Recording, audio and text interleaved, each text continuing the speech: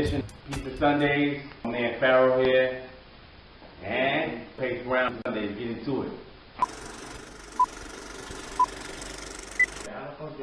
There's two women fucking a polar bear. Don't tell me those things.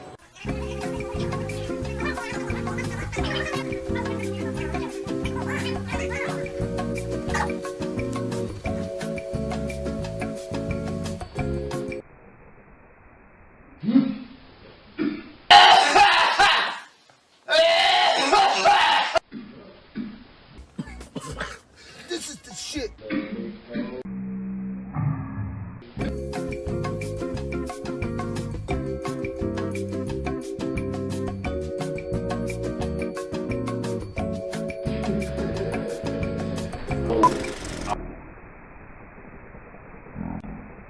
Pepperoni, of course. I think that's a universal thing. Switch it up too, because I got people that don't eat pork. You know, I'm a pork lover. But I get the chicken, pineapple, and the jalapenos. Yeesh! Ooh, I'm dying! I'm telling you, anybody that you rock with and you get that pizza, I don't give a damn if they don't eat pineapples, they don't eat chicken, I don't give a damn if they don't eat jalapenos. But you get them shits together, yeah, they're like, yeah. What is that again? That's a Memphis pizza. Like, it's red. To be honest with you, I'm a passionate person. All mine! I'm a Pasadena, you know what I'm saying? I like to stand out. I wear a lot of black, but red is naturally my favorite color. Just one, DJ Quick, safe and sound. Now I'm about to take you back to 84. When I was 14, kicking back in the trees, west side if you please. Ooh. Remember that was my favorite movie. Favorite cook. Everybody always says OG. That's like, what's your favorite shoe? Nike. Okay. Pennies, Barclays. Like me personally, I just went to the Cannabis Cup and I had this, what was that shit called? It was like a shirt. Yeah, it was shirt. Was it shirt OG? It was sherbet. Oh my God. No matter if it's wax, flour, distinctively what that is.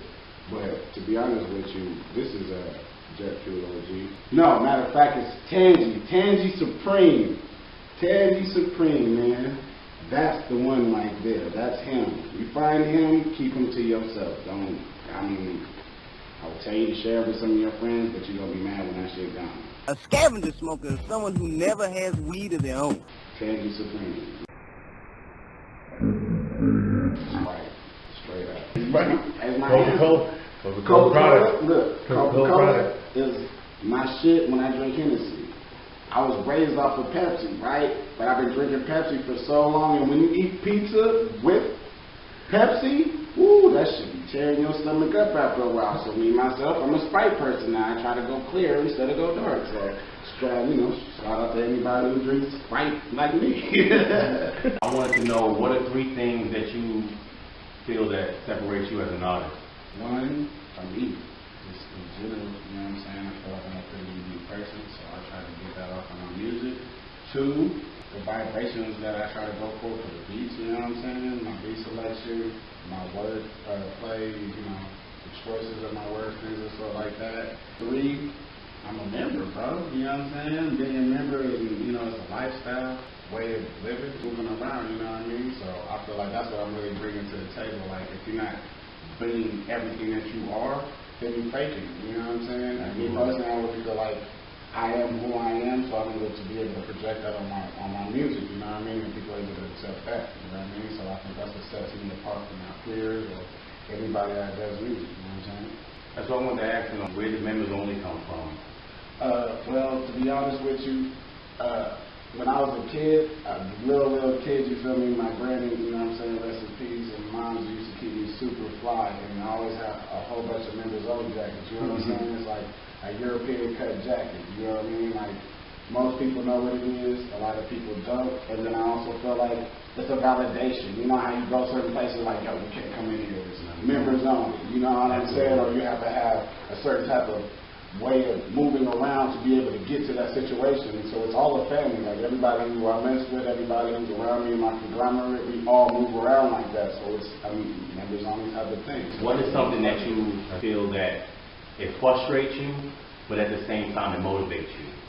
Mainstream music kind of frustrates me for the simple fact that it's really not a filter to what's going on. Like in the 80s, 90s, shit, even kind of in the beginning of the 2000s, there were like filters for us, for music to finally hit our ears. You know what I'm saying? Yeah. But now you got YouTube, you got everything possible. I mean, somebody can do something on their cell phone and say they're a musician, rapper, artist, whatever. So it's frustrating, but at the same time, I always look at it like this. If you want to get something done, then do it yourself, right? So if I want to hear certain types of music, do it myself. And as an artist, it's going to help me grow. So at the end of the day, I might be able to understand where they're coming from because I'm not in that perspective as an artist. But if I want to get something done and change it, then I'm going to do it myself. So usually the mainstream shit kind of frustrates me, but for the most part, I keep it going because it gives just my lane. You know what I'm saying? It's all me. I ain't got to worry about somebody coming over and trying to cut back in. You do that, and I do this. So that's what I think about. It's kind of frustrating, but at the end of the day, it's still motivating. What's comfort food to you? There's really like two types. For me, it's like you got your peoples that care about you, you feel me? Make your motherfucking sandwich, dog. It's just a regular bologna sandwich or something, and you eat that, you're like, why I can't make my sandwiches like this? You feel what I'm saying? Because the love they play that shit, you feel me? It's like comfort, you know what I'm saying? Right. And then, really anything that's just really bomb, you know, like after you finish eating, like how you kind of can't move, and when you're in the car, you kind of don't want to put your seatbelt on, because it's hitting like right here, you know what I'm saying? So, I mean, I'm a real live foodie, for real, you already know. When it comes to this shit right here, you put any and everything together. How the hell did you put that in? Man, I have no idea. That's what comfort food is to me. If it ain't good, then it ain't comfort food. One of the reasons why I wanted you to be a part of the show, not just Pizza Sundays, but one of the reasons why I wanted you to be a part of the pizza party, because I like the music, I like the style. So I wanted to, you know, when everything's said and done after the show. Usually, like I really do like chop it up with the other artists, kick it and stuff like that. You know what I mean? Because usually, like I got people that come out and support or whatever the case may be, so I make sure I take care of them. You know, put it in the air or whatever. But then, you know, there's artists that went on before me, or there's artists that went on after me, or there's artists that I saw the week before and I wasn't able to chop it up with them. So a lot of times, I just chop it up with the people around me. I'm into networking in general. You know what I'm saying? So I'll run into a case like, yo, I like your song. Or I'm like, thanks, bro. And then like, yo, what are you doing next? You know? So I usually try to see who's around me. You know what I mean? Because I was pointing this out to one of my homeboys not too long ago. The difference between our generation of music and the generation of our grandparents and parents is like, when people used to get off the stage, rock, sweat out, all that shit, they would shake everybody's hand and go to the bar and chill. You dig what I'm saying? They got 90 people around them trying to usher them out of the, you know, out of the venue. They're chilling with the people who the music they made the music for. You know what I'm saying? So I feel like that's how you make music for people, by being with the people. You know what I'm saying? We ain't superheroes. We just like them. But at the end of the day, we're looking for us to vicariously do something for them to live. Learn something. What's your ultimate message in your music? Just to do you, man.